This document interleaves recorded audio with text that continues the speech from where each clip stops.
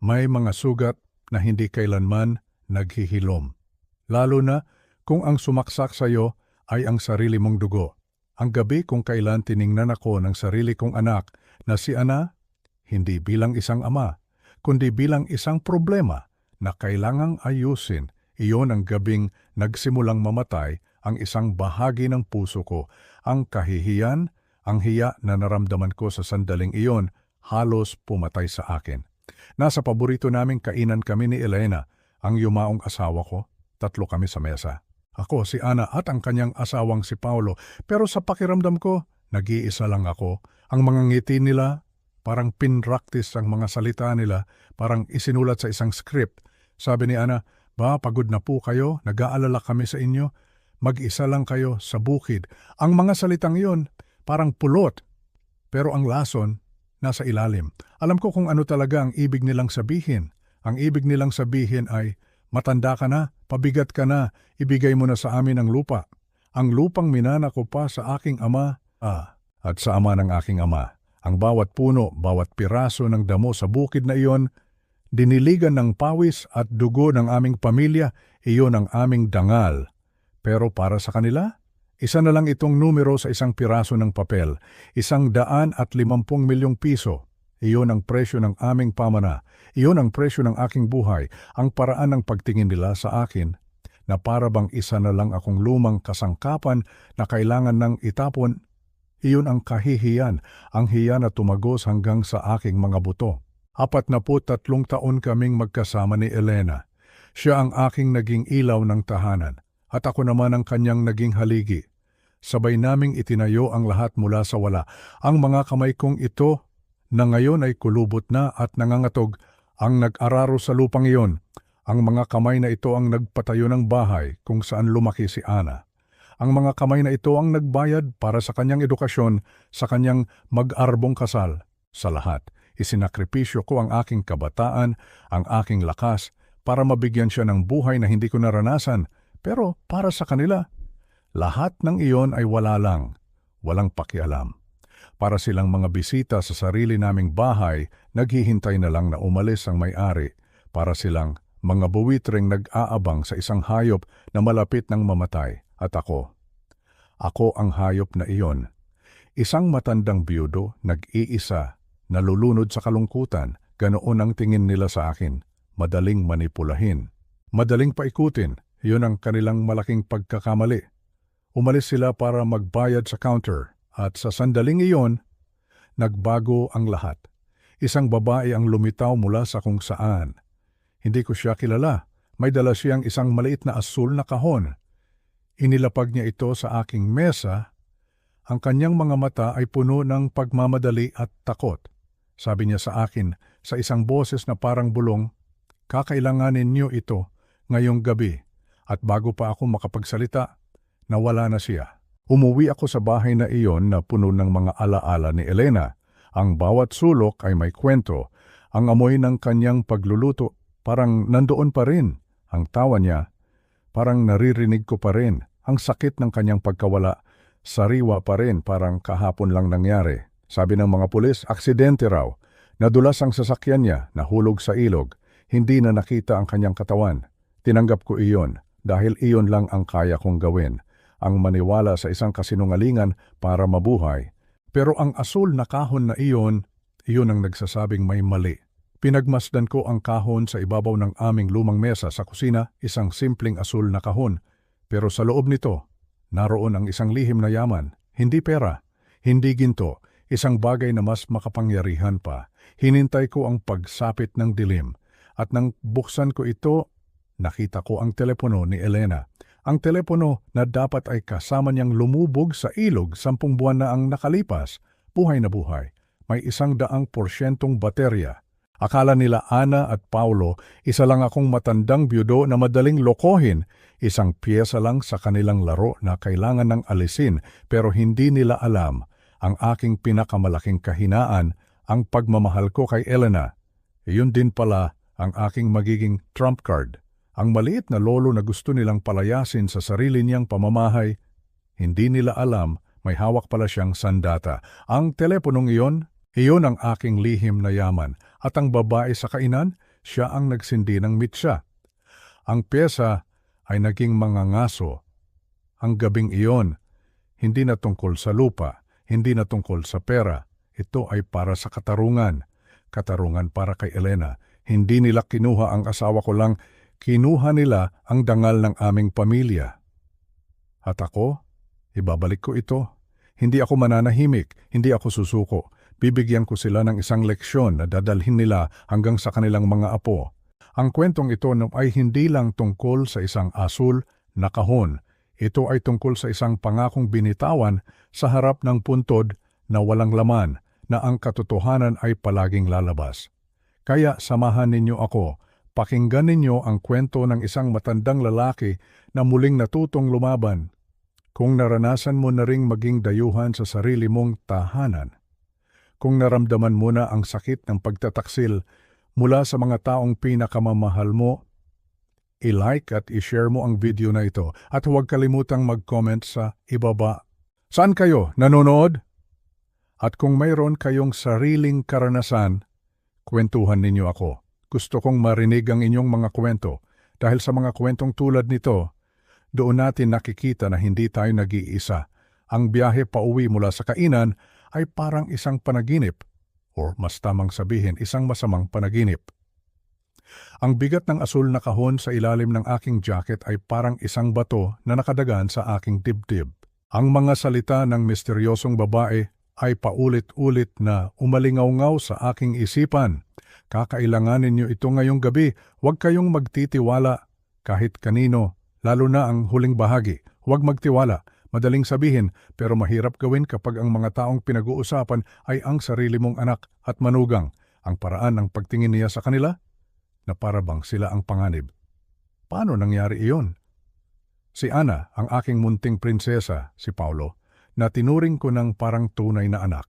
Nang marating ko ang aming bakuran, ang lumang bahay na itinayo namin ni Elena ay tila mas malungkot at mas madilim kaysa dati. 2 palapag na gawa sa kahoy, pininturahan namin ng puti 5 tag-araw na ang nakalipas. Naaalala ko pa ang tawanan namin habang nagpapagulong ng pintura, ang mga mantsa sa aming mga damit. Ngayon ang pintura ay nagsisimula ng magpakbak tulad ng pagkabakpak ng saya sa buhay ko. Ang bukid, 20 ektarya ng mga alaala. Bawat sulok nito ay may kwento naming dalawa. Dito kami nangarap, dito kami nagmahalan, dito ko siya iniwan. Dinala ko ang asul na kahon sa loob at ipinatong ito sa aming mesa sa kusina. Ang mesa kung saan kami sabay na nagkakape tuwing umaga. Ang mesa kung saan namin pinaplano ang aming kinabukasan. Ngayon ang mesa ay naging entablado ng isang misteryo. Sa loob ng 1 oras, tinitigan ko lang ang kahon. Ayokong buksan dahil alam ko, ano man ang nasa loob nito, babaguhin nito ang lahat. Nagtimpla ako ng 1 tasang kapeng barako, mainit, matapang. Isang paraan para patagalin ang hindi maiiwasan, isang paraan para magpanggap na normal pa ang lahat. Pero habang ang dilim ay unting lumalamon sa bukid, alam kong hindi ko na ito maaaring ipagpaliban. Ang takot ay nagsimulang gumapang sa aking dibdib, malamig at mabigat. Nagpasya akong hintayin ang hating gabi. Hindi ko alam kung bakit. Siguro dahil ang kadiliman sa labas ay tumutugma sa kadiliman sa loob ko. Nang ang orasan sa dingding ay tumunog ng 12:00, huminga ako ng malalim. Ang aking mga kamay, nanginginig na parang dahon sa hangin. Dahan-dahan kong inangat ang takip ng kahon at doon, sa loob, nakapatong sa isang piraso ng tela, ay ang telepono ni Elena. Ang telepono na dapat ay nasa ilalim ng ilog ng pagsandyan. 10 buwan. 10 buwan na dapat itong nakababad sa tubig, sira, walang buhay. Pero heto sa harap ko. Walang bahid ng kalawang, walang kahit anong senyales ng pagkasira. Napasigaw ako. Isang sigaw na puno ng gulat, takot at kalituhan. Isang sigaw na sinagot lang ng katahimikan ng gabing iyon.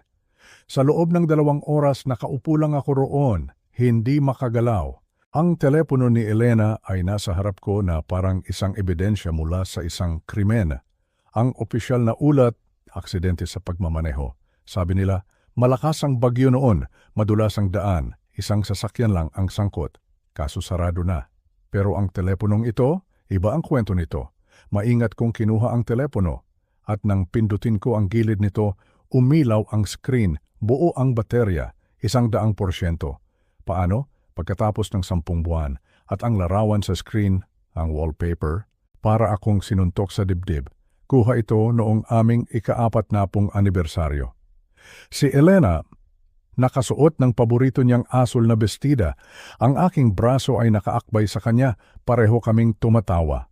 Ang kanyang mga mata, nagniningning. Buhay na buhay. 3 taon na ang nakalipas mula noon bago pa magsimula ang lahat ng ito. Pinindot ko ang icon ng telepono. Walang laman ang listahan ng tawag. Walang laman ang mga mensahe, lahat binura. Maliban sa isang larawan na yon. Isang larawan na sumasampal sa akin ng katotohanang hindi ko na siya muling makakasama. Nanikip ang lalamunan ko. Tumayo ako at naglakad-lakad patungo sa bintana. Sa labas, nilamon na ng kadiliman ang buong bukid. Walang ibang ilaw sa paligid. Ang pag-iisa na dati ay nagbibigay sa akin ng kapayapaan, ngayon ay parang isang banta. Pinilit kong bumalik sa mesa at doon ko napansin may isang maliit na piraso ng papel na nakasuksok sa pagitan ng telepono at ng case nito. Maingat kong inalis iyon. Nakatupi ng mahigpit. 11:15 ng gabi. Sagutin mo. Ang orasan sa kusina, 10:47 minuto na. Mayroon pa akong halos kalahating oras. Dapat pa akong tumawag sa pulis, pero ang mga salita ng babae ay bumalik sa aking isipan. Huwag kang magtitiwala kahit kanino. Tiningnan niya sina Ana at Paolo na parabang sila ay mapanganib. Ang sarili kong anak. Isang napaka-imposibleng ideya. Pero ang telepono ni Elena, imposible rin. Pero heto, nasa harap ko. Nagtimpla ulit ako ng kape. Sinigurado kong nakakandado ang lahat ng pinto. Isang bagay na sinimulan kong gawin mula nang mawala si Elena. Ang bawat tiktak ng orasan ay parang isang martilyo na pumupukpok sa aking dibdib. 11:02, 11:09, 11:14. Ang disiplina ko mula sa pagiging sundalo ay bumalik. Ano man ito, haharapin ko. Kailangan ko munang mangalap ng impormasyon, manatiling kalmado. Sakto 11:15. Ang telepono, tumunog. Isang lumang kanta ni Ray Valera, ang paborito ni Elena, ang kanta sa aming kasal. Ang tunog na iyon ay bumasag sa katahimikan ng bahay. Nanginginig ang kamay ko habang inaabot ito. Unknown caller, ang nakasulat sa puting letra. Pinindot ko ang birding buton at itinapat sa aking tainga. Hello, katahimikan, pero hindi ito patay na linya. May naririnig akong paghinga or isang tunog ng kuryente. Hello? Mas malakas ngayon. Sino ito? Katahimikan ulit. At pagkatapos, isang boses. Pinago. Mechanical, parang galing sa isang synthesizer. Pero sa ilalim ng lahat ng iyon, may isang bagay na pamilyar. Isang tono na kilala ko. Isang salita lang ang sinabi nito. Ang pangalan ko, Jose. At sa isang saglit, naisip ko, Elena, huwag kang magtiwala kay Ana. Huwag kang magtiwala kay Paulo. Huwag kang magtiwala kay Jepe Reyes. Isang sandaling paghinto. Ang buhay mo ay nasa panganib. At biglang naputol ang linya. Nakatulala ako, ang telepono ay nakadikit pa rin sa aking tainga, nakikinig sa katahimikan. Ang orasan ay tumiktak. 11:16 na. May narinig akong kumaluskos sa labas. Dahan-dahan kong ibinaba ang telepono. Ang screen ay unti-unting dumilim at tuluyang namatay. Isang matandang lalaki, nag-iisa sa isang malungkot na bahay, hawak ang telepono ng kanyang yumaong asawa, pinabalaan laban sa sarili niyang pamilya. Hindi ako nakatulog ng gabing iyon. Paano ako makakatulog? Hindi ako nakatulog ng gabing iyon. Paano ako makakatulog? Bawat kaluskos ng mga dahon sa labas, bawat alulong ng aso sa dikalayuan, lahat ay nagpapakaba sa akin. Bawat anino sa sulok ng aking silid ay tila nagkakaroon ng buhay. Ang boses na iyon, paulit-ulit sa aking isipan. Pinago, oo, pero mayroon talagang isang bagay sa ilalim nito, isang bagay na pamilyar na nagpapakilabot sa akin. Si Elena, patay na. Pinaglamayan namin siya, nagpalibing kami ng isang kabaong na walang laman. Tinanggap ko ang pakikiramay ng lahat, ang mga pagkain na kanilang dinala, ang mga awkward na katahimikan. Pero may isang tao na may hawak ng kanyang telepono. May isang tao na may alam. May isang tao na nagbababala sa akin. Pagsikat ng araw, nakaupo pa rin ako sa mesa sa kusina.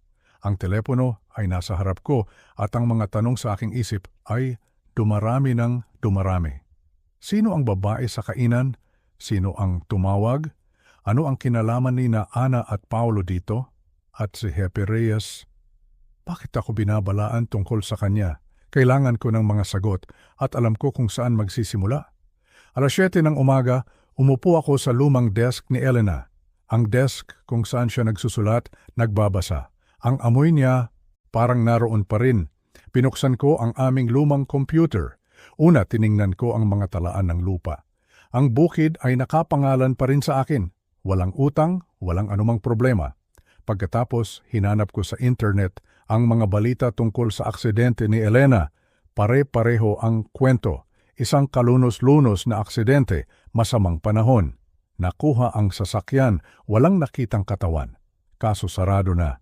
Walang kahit anong makapagpaliwanag sa telepono ng isang patay o sa isang babala sa hating gabi. Alas 9, narinig ko ang pag-apak ng gulong sa graba sa aming daanan. Ang pilak na sedan ni Ana, nanigas ang aking panga. Pumaba sila, may dalang mga mamahaling tasa ng kape, yung galing pa sa syudad. Halos 2 oras ang biyahe mula rito. Isang espesyal na pagbisita, hindi basta-basta. Sinalubong ko sila sa pinto. Ba, sabi ni Ana, ang kanyang ngiti ay maliwanag, pero sanay na sanay. Nagdala kami ng kape, yung dark roast na gusto niyo. Kinuha ko ang tasa pero hindi ako uminom. Isang ugali mula pa noong nasa militar ako. Huwag uminom o kumain ng kahit anong hindi mo nakitang inihanda. Ang aganyo yata, sabi ko. Nag-alala kami pagkatapos kahapon ba, sabi ni Paulo. Pumasok sa loob na parang pag-aari niya ang lugar. Mukha po kayong stress. Ayos lang ako, sagot ko. Talaga po ba? Sumunod si Ana sa kusina. Kasi ba, kailangan na nating mag-usap ng seryoso. Malapit na ang tag-ulan. Mag-isa lang kayo rito. Paano kung masira ang kalan? Paano kung madulas kayo? Paano kung may mangyari sa inyo at walang makakita sa inyo ng ilang araw? Iyon na. Ang taktikang pananakot, takutin ng matanda. Nakaligtas ako sa 66 na tag-ulan, sabi ko ng mahinahon. Malalampasan ko rin ito. Sumandal si Paulo sa counter, nakahalukip-kip. Ang alok mula sa Pinnacle ay napakaganda. 150 milyong piso. Hindi nyo na po problemahin ang pera. Pwede kayong lumipat sa bayan sa isa sa mga magagandang senior community doon. Hindi ako lilipat sa isang senior community. Kung ganoon, mas malapit sa amin, sabat ni Ana. May magandang kondo malapit sa amin, bago, ligtas, lahat nasa isang palapag lang. Ayoko ng kondo. Ang ngiti ni Paulo ay numipis. Hindi po ito tungkol sa kung ano ang gusto nyo. Ito po ay tungkol sa kung ano ang makatotohanan. Masyadong malaki ang lupang ito para sa isang tao. Problema ko yun, hindi sa inyo.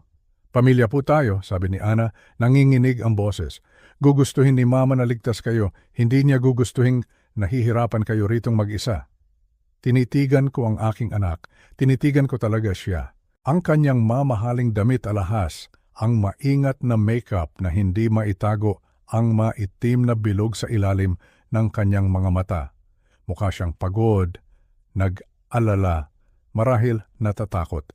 Pag-iisipan ko, muli akong nagsinungaling. Iyon lang naman po ang hinihiling namin, sabi ni Paulo. Pero, Jose, hindi namin kayang panoorin lang kayo na nahihirapan. Gagawin namin ang nararapat para tulungan kayo sa isang paraan o sa iba. Ang mga salitang yon ay nanatili sa hangin. Isang pangako o isang banta. Umalis na tayo, mabilis na sabi ni Ana. Hinawakan niya ang aking braso. Tawagan niyo kami kung may kailangan kayo, please. Pinanood ko silang umalis, ang kanilang mga ulo ay magkadikit, nagbubulungan tungkol sa akin, tungkol sa bukid, tungkol sa kung ano man ang hindi nila sinasabi sa akin. Huwag kang magtiwala kay Ana, huwag kang magtiwala kay Paulo. Ang tasa ng kape ay nakaupo sa counter. Itinapon ko ito sa lababo. Pagkaalis nila, Ginawa ko ang dapat kong ginawa ilang buwan na ang nakalipas. Pinuksan ko ang email account ni Elena, yung ginagamit namin para sa mga bayarin sa bahay. Ang pinakahuling mensahe ay ipinadala 2 araw bago siya mamatay.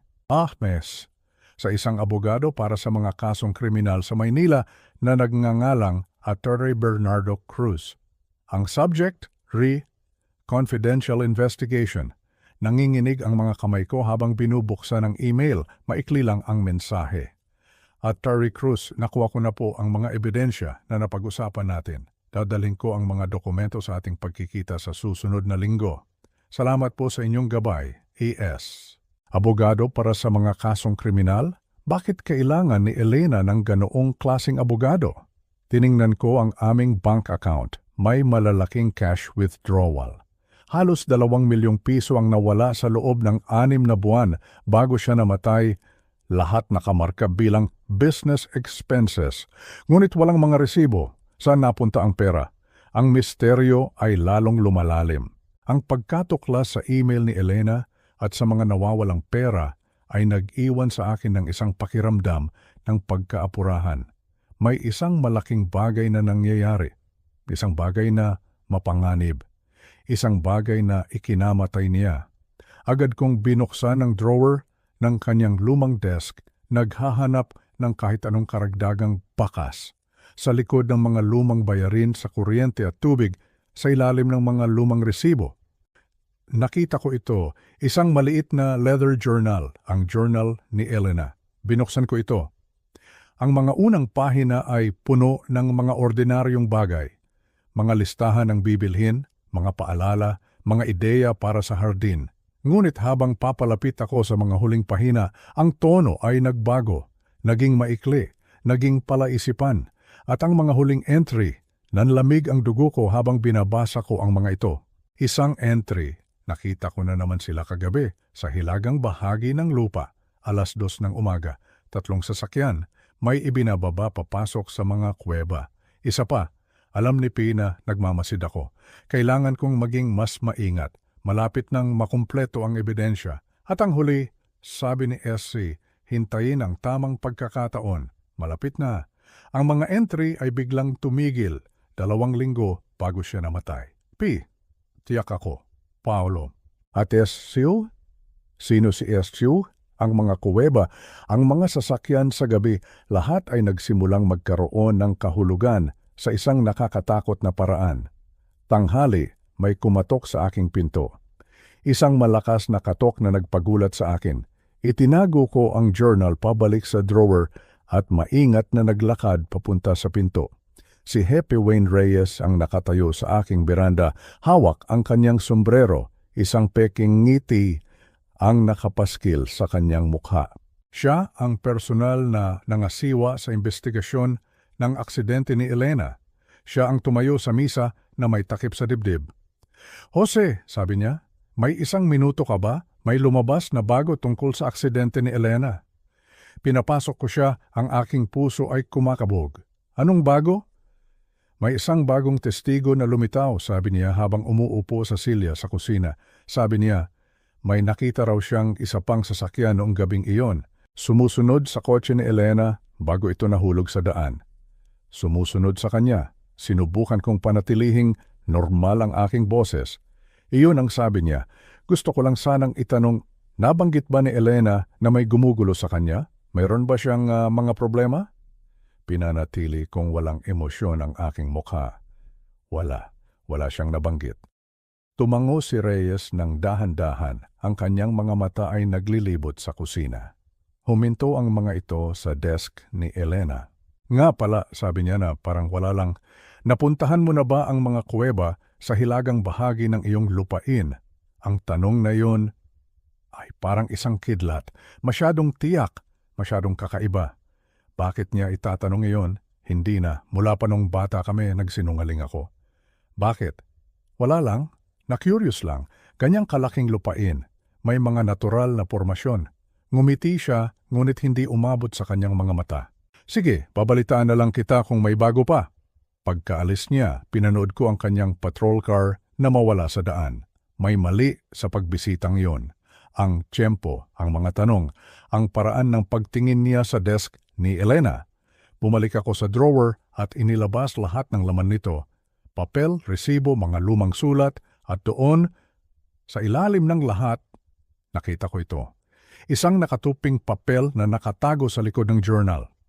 Ang sulat kamay ni Elena, nanginginig, apurado. Ang katotohanan ay nakabaon kung saan natin itinanim ang punong nara para sa alaala ni Mama. Kung binabasa mo ito, wala na ako. Ang ebidensya ay nasa akin. May backup plan si SEC. Magtiwala ka kay Agent Susan Corpuz. Huwag kang magtitiwala sa iba, lalo na sa lokal na pulisya. Sa ilalim noon, may isang numero ng telepono at sa ilalim pa noon, mahal kita Jose. Patawad, nanikip ang dibdib ko. Pinasa ko ulit. Punong nara. Ang puno na itinanim namin para sa kanyang ina 30 taon na ang nakalipas. Sa Hilagang Hardin, magtiwala ka kay Agent Susan Corpuz.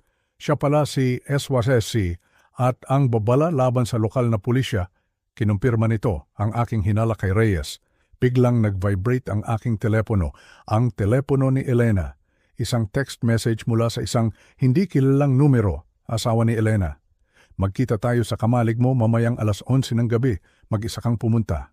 SC. Ang mensahe ay dumating sa tamang-tamang panahon, isang paanyaya mula sa anino. Isang pagkakataon para sa mga sagot. Isinukbit ko ang aking lumang service pistol sa aking sinturon, isang ugali mula sa hukbo na mahirap kalimutan, at habang lumalalim ang gabi, naglakad ako papunta sa dilim, handa na harapin ang katotohanan. Kahit gaano pa ito kasakit, ang gabi ng Nobyembre ay malamig. Ang buwan ay nagtatago sa likod ng makakapal na ulap na nag-iiwan sa bukid sa halos kumpletong kadiliman. Ang kamalig ay 100 yarda lamang mula sa bahay, isang madilim na hugis laban sa mas madilim na kalangitan. Naglakad ako ng maingat, iniskan ang paligid sa paraang itinuro sa akin ilang dekada na ang nakalipas. Laging alamin ang iyong mga labasan. Alamin ang iyong teritoryo. Ang hangin ay may dalang amoy ng tuyong damo at ng paparating na ulan. Sakto 11:00, dahan-dahang bumukas ang pinto ng kamalig, gumawa ng isang nakakakilabot na tunog. Ginoong Santos, isang boses mula sa mga anino. Huwag po kayong matakot. Isang babae ang humakbang papunta sa liwanag ng debateryang lampara na iniwan ko sa workbench. Mga nasa huling bahagi ng kanyang ika-40 taon, propesyonal ang kasuotan at may hawak na ID na malinaw kong nakikita. Ako po si Agent Susan Corpuz ng National Bureau of Investigation. Ibinaba niya ang kanyang badge. Ang asawa niyo po ay nakikipagtulungan sa akin. Ang mga salitang iyon parang isang pisikal na suntok. Si Elena, nagtatrabaho kasama ang NBI. Sumandal ako sa workbench, sinusubukang iproseso ang lahat. Ano? Anong klaseng tulong? 18 buwan na po, paliwanag ni Agent Corpuz. Lumapit siya sa amin matapos niyang matuklasan ang isang ilegal na aktibidad sa inyong lupain. Anong aktibidad? Tanong ko, kahit na sa tingin ko ay alam ko na ang sagot. Ang inyong lupain po ay may natural na sistema ng mga kuweba sa hilagang bahagi. May gumagamit po nito para mag-imbak ng kontrabando. Huminto siya sandali, tinitingnan ang aking reaksyon, mga padala ng droga na galing sa timog. Sino? Ang tanging salitang lumabas sa aking bibig. Ang ekspresyon ni Agent Corpuz ay tumigas. Ang anak niyo pong si Ana ay sangkot, pero sa tingin ko ay hindi niya lubos na nauunawaan kung ano ang pinasok niya. Nanikip ang aking tiyan. Ang manugang niyo po si Paulo Thornton, siya po ang pangunahing sangkot. Ikinuwento niya ang lahat. Ang malaking utang ni Paulo sa sugal, 10 milyong piso, isang utang sa mga mapanganib na tao. Nilapitan siya ng isang organisasyon, inalok ng isang paraan para makabayad. Gamitin ang aming lupain bilang isang waypoint. Itago pansamantala ang mga padala sa mga kuweba at pagkatapos ay dalhin ito sa hilaga. Isang simpleng arrangement, sabi nila, walang masasaktan. At nalaman ni Elena, sabi ko ang aking boses ay halos hindi marinig. Natuklasan niya ito ng hindi sinasadya, sabi ni Agent Corpuz. Nakakita siya ng mga hindi pangkaraniwang aktibidad, mga sasakyan sa gabi, mga taong hindi niya kilala. Nag-imbestiga siya ng mag-isa, mapanganib, pero matapang. Lumapit si Corpus. Nang lumapit siya sa amin, hiniling namin na tulungan niya kaming buuin ang kaso. Mangalap ng ebidensya, idokumento ang lahat. At ginawa niya iyon. Sa loob ng mahigit 1 taon, nag-ipon siya ng mga patunay. Mga litrato, mga recording, mga talaan ng pera. At may nakatuklas sa kanya, sabi ko. Tumango si Agent Corpus, ang emosyon ay lumabas sa kanyang profesional na maskara. Naniniwala kami na sinabotahe ang kanyang sasakyan, ginawa para magmukhang nawalan siya ng kontrol. Nahulog siya sa ilog, pero hindi po iyon aksidente. Ang kanyang boses ay bumaba. Ako po ang kanyang handler. Dapat ay mas naprotektahan ko siya. Ang kamalig ay biglang naging mas maliit, mas malamig. Ang mga piraso ng puzzle ay nagsimulang magkabit-kabit. Ang mga entry sa journal, ang mga nawawalang pera. Ang tanong ni Hepe Reyes tungkol sa mga kuweba, ang babala na huwag magtiwala sa lokal na pulisya. Ang ebidensya na kanyang nakalapi, sabi ni Agent Corpus, itinago niya ito sa isang lugar sa lupain na ito bago siya namatay. Ilang buwan na naming hinahanap, hindi namin mahanap. Dito na ako nagsalita. Ang sulat na nakita ko kanina, sabi ko, punong nara, may ibig sabihin ba yon? Biglang nagliwanag ang mga mata ni Agent Corpus. Ang puno na itinanim namin para sa kanyang ina, sa hilagang hardin. Kailangan nating mahanap ang ebidensyang iyon, sabi niya. Bukas, makikipagkita sa inyo ang partner ko, si Agent Stephen Hizon. Mas marami siyang maibibigay na detalye. Ngunit sa gitna ng kanyang pagsasalita, bigla siyang tumigil. Isang tunog, mga sasakyang papalapit. Ang mga ilaw nito ay tumama sa aming daanan. Nakikita sa siwang ng bintana ng kamalig. Ang kamay ni Agent Corpus ay napunta sa kanyang baril. Paano nila nalaman if tanong niya? Ang kanyang boses ay isang mahinang bulong. At sa sandaling iyon, ang katotohanan, ang buong, nakakatakot na katotohanan ay nasa harap ko na. Ang katarungan para kay Elena ay nakasalalay na ngayon sa aking mga kamay. Nakatago ako sa likod ng mga lumang sako ng palay sa loob ng aming kamalig. Madilim. Napakatahimik ng gabi maliban sa huni ng mga kuliglig na tila nakikiramay sa aking kaba. Ang puso ko ay tumitibok ng mabilis. Bog, bog, bog. Dinig na dinig ko ito sa aking mga tainga. Ang tuhod ko, narayuma na dahil sa katandaan, ay nanginginig hindi lang dahil sa sakit, kundi dahil sa takot. Maya-maya pa narinig ko ang paghinto ng isang sasakyan sa labas. Patay na ang makina pero narinig ko ang lagutok ng pinto. Pamilyar ang mga boses na papalapit. Si Paulo. At ang isa pa, ang boses na minsan ko nang iginalang, si Hepe Reyes. Pumasok sila sa kamalig. Amoy ko ang usok ng sigarilyo na humalo sa amoy ng dayami. Hindi ako huminga. Pinilit kong lumiit ang aking matandang katawan sa dilim. Narinig ko si Paulo, may halong kayabangan sa boses. Ipinagmamalaki niya pa ang ginawa nila kay Elena. Sa aking asawa. Parang dinudurog ang puso ko habang naririnig ko silang nagtatawanan. Inamin nila. Sila ang pumatay kay Elena dahil ayaw nitong ibenta ang lupa para sa kanilang iligal na negosyo. At ang mas masakit, narinig ko ang plano nila para sa akin. Sabi ni Hepe Reyes, kailangan na raw akong mawala ngayong gabi. Gagawin nilang aksidente. Tulad ng kay Elena. Ang dugo ko ay nag-init pero ang utak ko ay nagsabing, Jose, huminahon ka. Kailangan mong mabuhay para sa hustisya. Umalis sila sandali para kumuha ng gamit sa kotse. Ito na ang pagkakataon ko. Dahan-dahan, sa kabila ng sakit ng aking balakang, gumapang ako palabas sa likurang pinto ng kamalig. Ang simoy ng hangin ay malamig, humahaplos sa aking pawisang noo. Tumingin ako sa langit, humihingi ng gabay sa Diyos. At sa isip ko, kinausap ko si Elena, mahal ko, tulungan mo ako. Tumakbo ako, o mas tamang sabihin ay nagmadali ako sa abot ng makakaya ng isang 70 taong gulang, patungo sa lumang puno ng nara. Ang nara na iyon ang saksi sa paglaki ng aming mga anak at ngayon, ito ang magiging susi ng aking kaligtasan. Sa ilalim ng mga ugat nito, Doon ibinaon ni Elena ang katotohanan. Lumuhod ako sa lupa. Ang lupa ay mamasa-masa. Gamit ang aking mga kamay, naghukay ako. Wala akong dalang pala. Ang mga kuko ko ay napuno ng putik, masakit, mahapdi.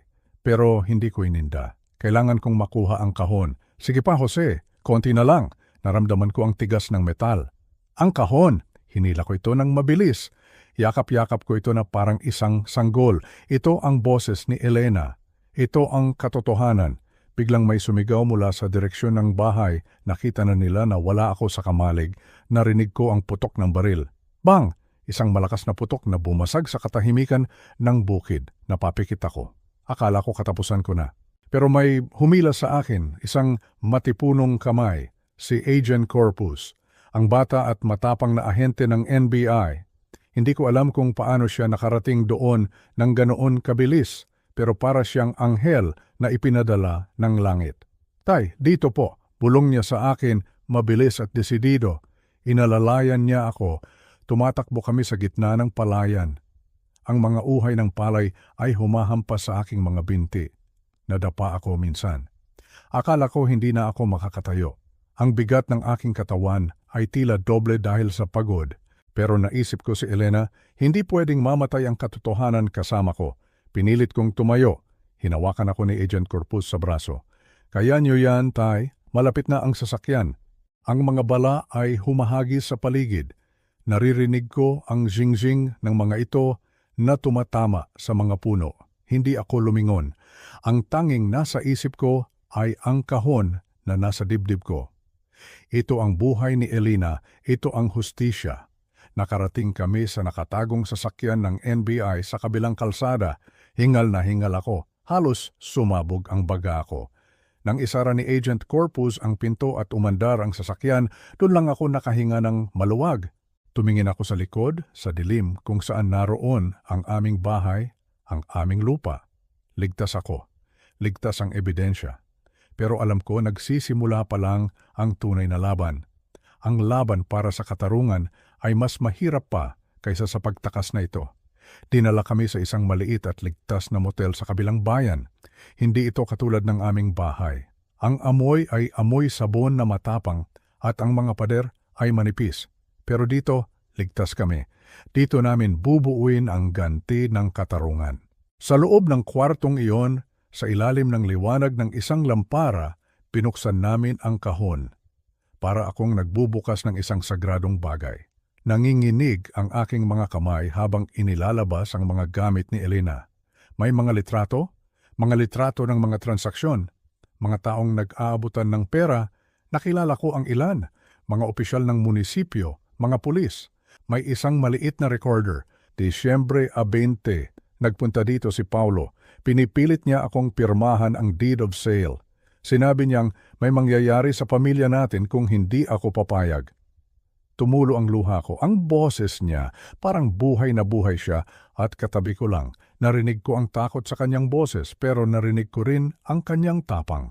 Ang asawa ko na isang simpleng may bahay ay lumaban ng tahimik para sa amin. Niyakap ko ang recorder. Patawad, Elena.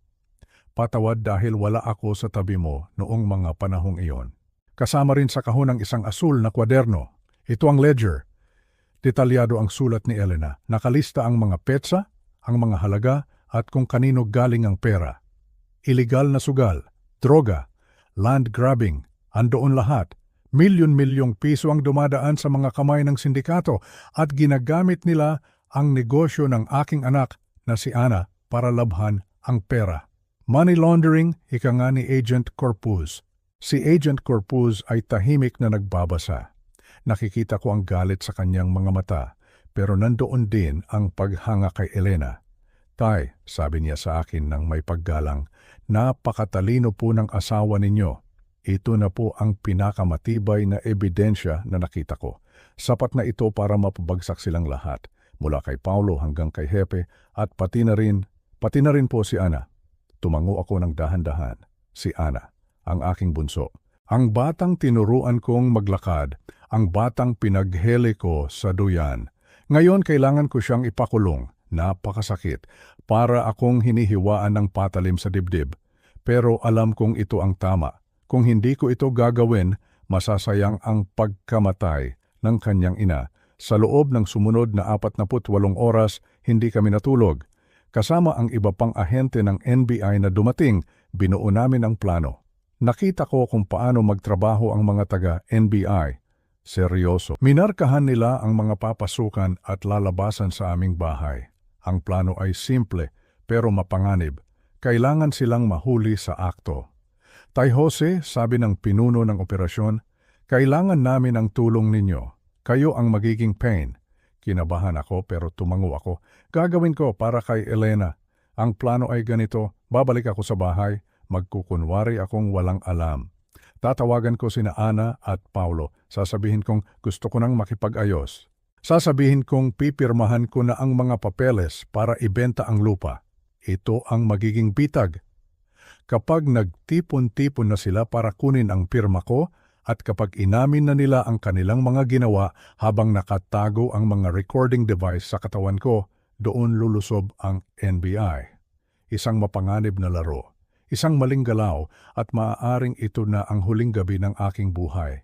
Pero handa na ako. Wala na akong kinatatakutan. Ang tanging kinatatakutan ko lang ay ang hindi mabigyan ng katarungan ang aking asawa. Habang naghihintay kami ng tamang oras, tumingin ako sa bintana. Madilim pa ang langit. Nagdasal ako. Panginoon, kayo na po ang bahala sa amin. Bigyan niyo po ako ng lakas ng loob. At kay Ana, patawarin niyo sana siya sa kanyang mga kasalanan. Nagbihis ako ng aking paboritong barong. Luma na ito, pero ito ang suot ko noong anibersaryo namin ni Elena. Gusto kong makita nila na hindi ako basta-basta matanda na kaya nilang tapakan. Ako si Jose, ang asawa ni Elena, at maniningil na ako. Bumalik ako sa aming bahay bago magbukang liwayway. Tahimik ang paligid, parang walang nangyaring habulan noong nakaraang gabi. Pumasok ako sa kusina. Ito ang paboritong lugar ni Elena. Dito niya niluluto ang paborito kong sinigang. Dito kami nagkakape tuwing umaga habang pinag-uusapan ang aming mga pangarap. Ngayon ito ang magiging lugar ng paghuhukom. Nagsaing ako, naglaga ng kape. Ang amoy ng kapeng barako ay pumuno sa buong bahay. Amoy ng tahanan, amoy ng normal na buhay. Pero alam kong sa labas, sa mga damuhan at sa likod ng mga puno, nakapaligid ang mga ahente ng NBI, naghihintay ng aking senyales. Dumating sila bago magtanghalian. Si Paulo, mayabang pa rin ang lakad. Si Happy Reyes, na may dalang makapal na envelope. At si Ana, ang anak ko. Nakasuot siya ng magandang damit, mamahalin ang bag, pero tila balisa, hindi siya makatingin sa akin ng diretsyo. Tay, pati ni Ana, pero malamig ang kanyang boses. Walang pagmamahal. Mabuti naman at natauhan ka na, pipirma ka na ba? Umupo ako sa kabisera ng mesa. Inilapag ko ang aking tasa ng kape ng dahan-dahan. Maupo kayo, sabi ko. Ang boses ko ay kalmado, bagay na ikinagulat nila. Inasa ko ang mga dokumento sa mesa. Dito ka pumirma, tanda. At pagkatapos nito, makakaalis ka na at makakapamuhay ng marangya sa kung saan mo man gusto. Tiningnan ko sila isa-isa. Tiningnan ko si Happy Reyes. Hepe, akala ko kaibigan ka namin. Ilang beses kang pinakain ni Elena dito sa mesang ito? Hindi nakasagot si Reyes. Nag-iwas siya ng tingin. Binalingan ko si Paulo. At ikaw, Paulo, ang dami mong sinirang buhay? Huli, tiningnan ko ang anak ko. Bakit? Bakit mo nagawa ito sa sarili mong ina? Bakit mo ipinagpalit ang pamilya mo sa pera? Biglang tumaas ang boses ni Ana. Hindi mo naiintindihan, tay. Kailangan ko ng pera. Baon ako sa utang. At si nanay, napakatigas ng ulo. Kung ibinigay niya lang sana ang lupa noon pa, hindi sana nangyari ito. Doon na tumulo ang luha ko. Kaya hinayaan mong patayin nila ang nanay mo?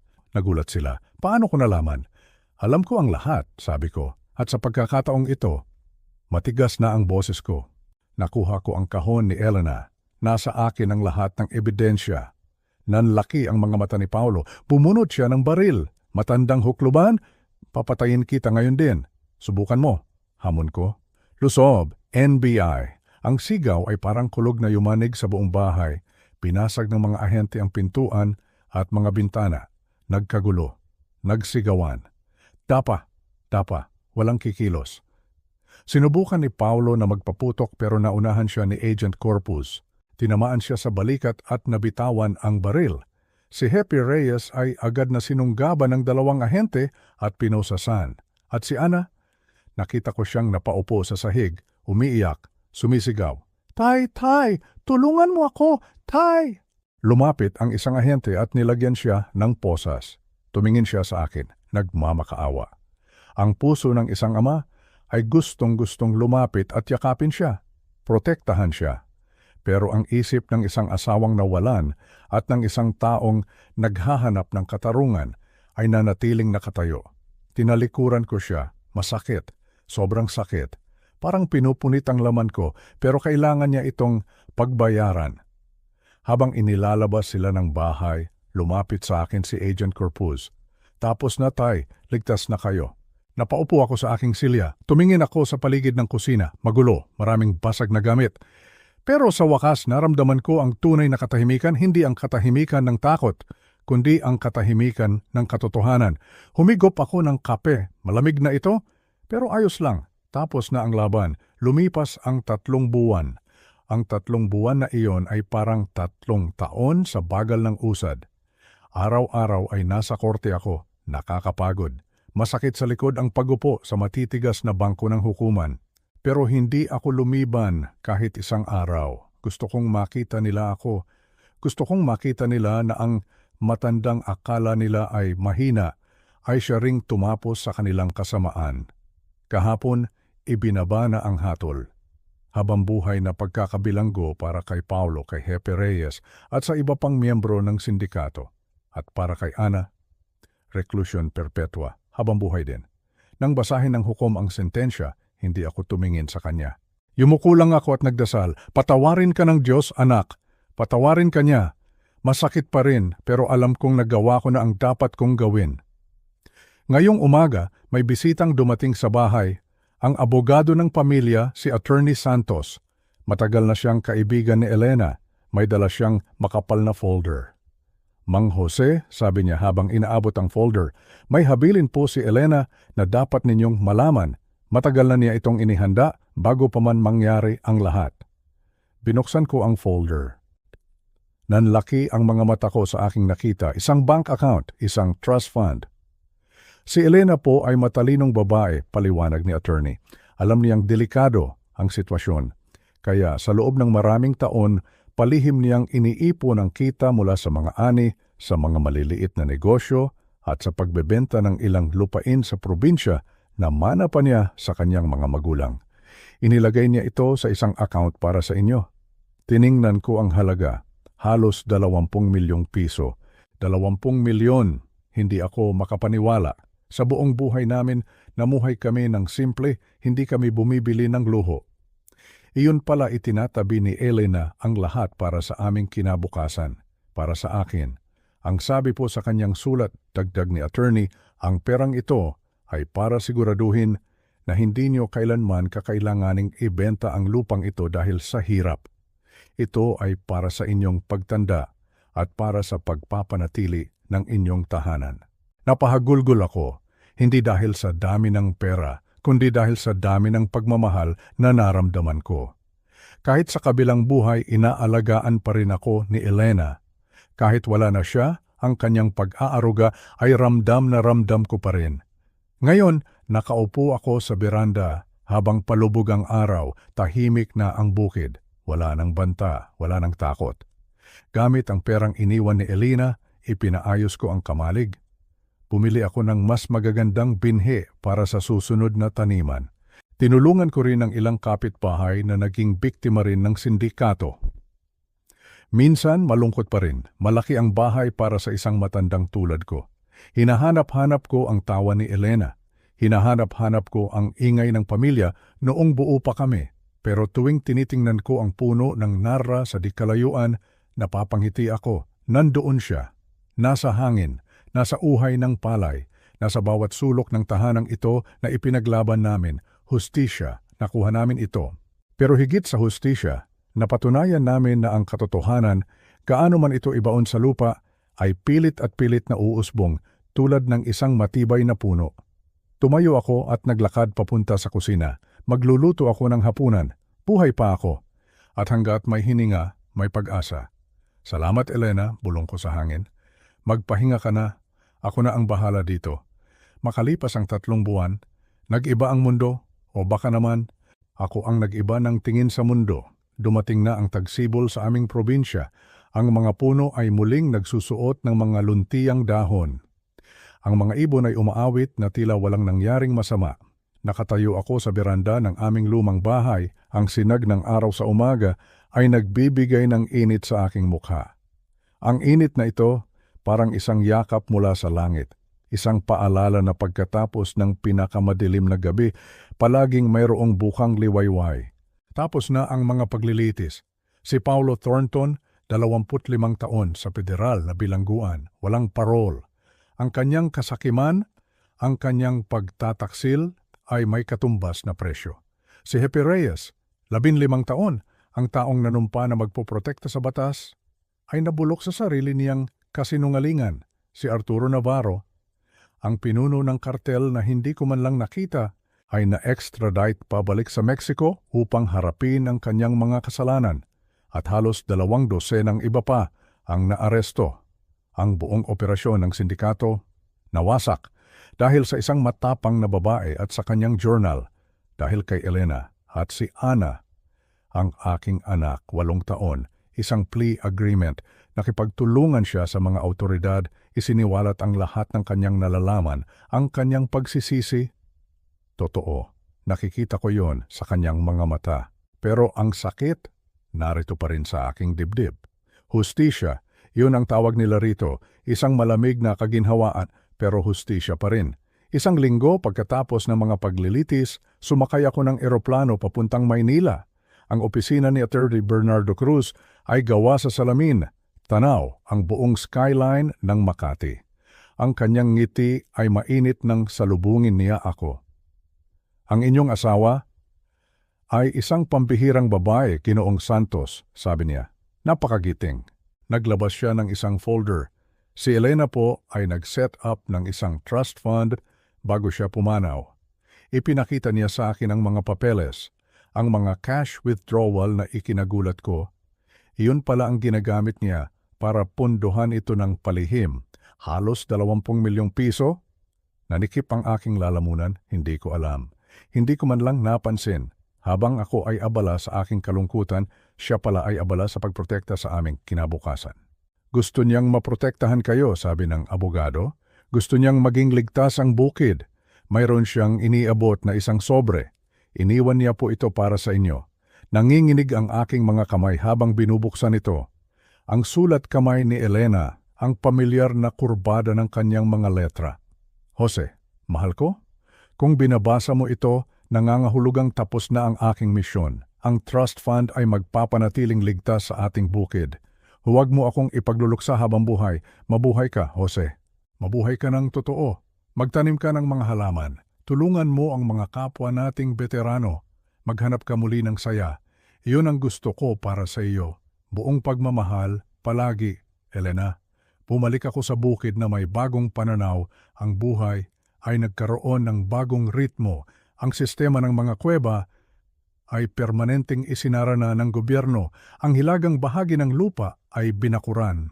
May 2 bata pa, sina Blake at Madison Cole, mga anak ng isang dati kong kasamahan sa serbisyo, ang tumutulong sa akin ngayon sa pagsasaka. Nagtatanim kami ng mga organikong gulay, nag-aalaga ng ilang mga hayop.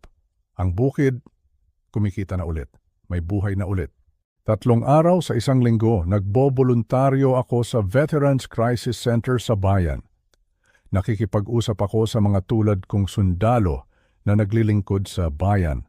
Mga taong nakakita ng digmaan, mga taong nagbuwis ng buhay. Sa pagtulong sa kanila, tinutulungan ko rin ang aking sarili na maghilom. Ang aking matalik na kaibigan na si Norman, bumibisita tuwing Sabado at Linggo. Mas malapit na kami ngayon kaysa dati. Si Ana, dinalaw ko siya 1 beses. Sa bilangguan, emosyonal, iba na siya ngayon, mas matino. Inaako na niya ang kanyang mga pagkakamali. Nasa therapy siya. Ang daan patungo sa pagpapatawad ay magiging napakahaba. Siguro, posible balang araw, pero hindi pa ngayon. Kaninang umaga, naglakad ako papunta sa hilagang hardin. Ang punong nara na itinanim namin para sa alaala ng kanyang ina ay namumukadkad sa mga bulaklak ng tagsibol. Ang lupa kung saan ko hinukay ang ebidensya ay natatakpan na ngayon ng mga ligaw na bulaklak. Si Agent Corpus pala ang nagtanim.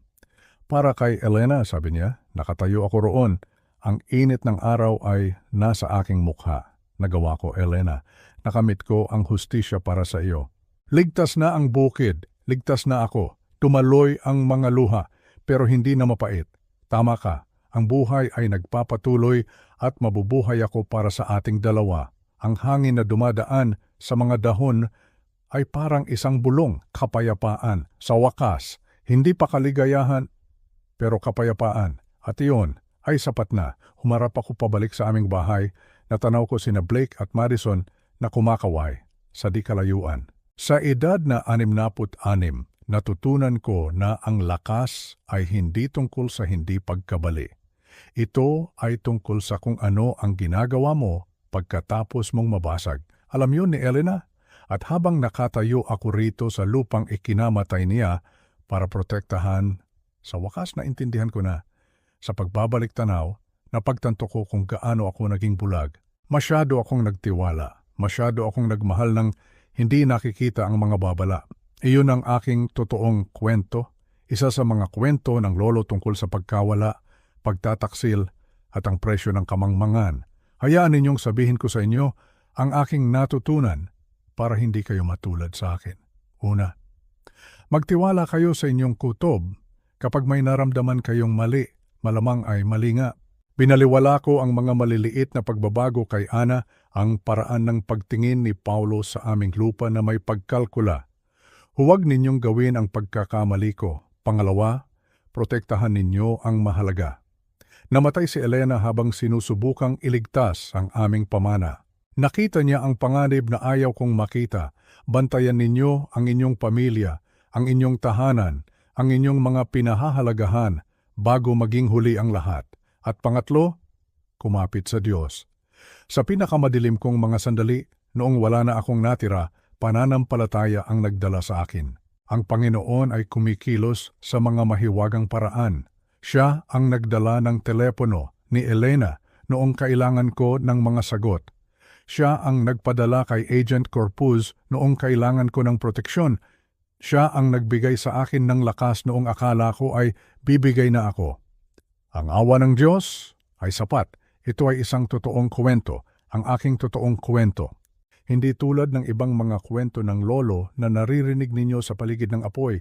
Ito ay totoo, masakit, ang uri ng kwento na nagiiwan ng mga peklat pero nagtuturo ng katotohanan. Ngunit narito ang huling aral, ang biyaya ng Diyos ay sapat.